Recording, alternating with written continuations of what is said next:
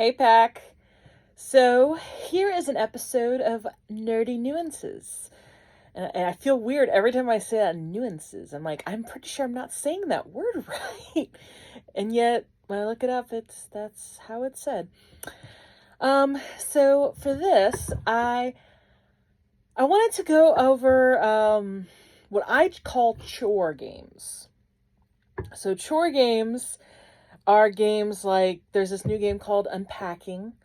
And so it is exactly what it sounds like. You unpack boxes and put stuff where it goes. And then at the end, you find out if you put something in the wrong place. You can put stuff in various places without it being the wrong place, but there's certain things like, say you unpack a diary. You can't just put that on the bookshelf because people don't put their diaries on a bookshelf. They hide the diary. So, you get the point. And then games like Animal Crossing, where you're, farming and you're doing chores. So I call them chore games. Because you could say farming and simulator, but that doesn't cover all the games.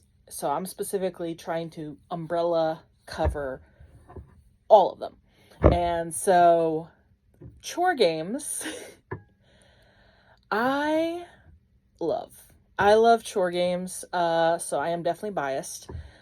But anyone who struggles with like OCD, ADD, anxiety, there's something centering about having this world, and it's broken down into these little tasks you need to complete. So you get this nice dopamine release when you complete a task, like the little, oh, I got an achievement, or, whatever. I picked 8 apples off a tree and, now I get some points that I can use for something later in the game. And so you get this, little reward in your brain, but also it gives you this sense of understanding that unexpected things won't really happen.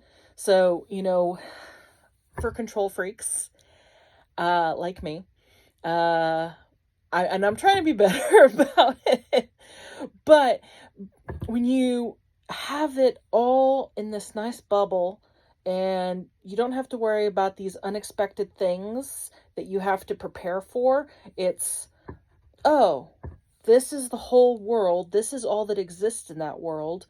And only X, Y, and Z can happen. So it's safe. It's comfortable and it's nice and it is relaxing. And so it really helps my brain like decompress, for lack of a better word. And, I just really wanted to talk about those kind of games because I feel like they're popular, but people don't really think about why they're popular. And then some people like diss them because they're like, oh, it's not a real game. We all know people that can be like that. So it doesn't matter. A game is a game, whether it's on a phone, a console, or a PC. Yes, I said it. Fight me. If you are playing something, it is a game. I don't care if it's solitaire or Halo, dating myself here because I don't think very many people play Halo anymore. But my point is there's all these types of games and they help in different niches. And, some are just to kill time. Some are, to challenge yourself. And some, to me, like these chore games. It's funny because I don't like doing chores in real life, but I like them in video games. But the thing is in real life, for one, it takes more energy. It takes way more energy than it does to do it with a controller. But it's like you get this mental clarity. And I'm like, where did this mental clarity come from? I look around my house and it's like my brain gets clouded and I'm like, oh my gosh, I'm so stressed.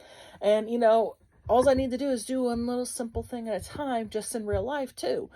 But for some reason in this game, in these chore games, it's so much easier.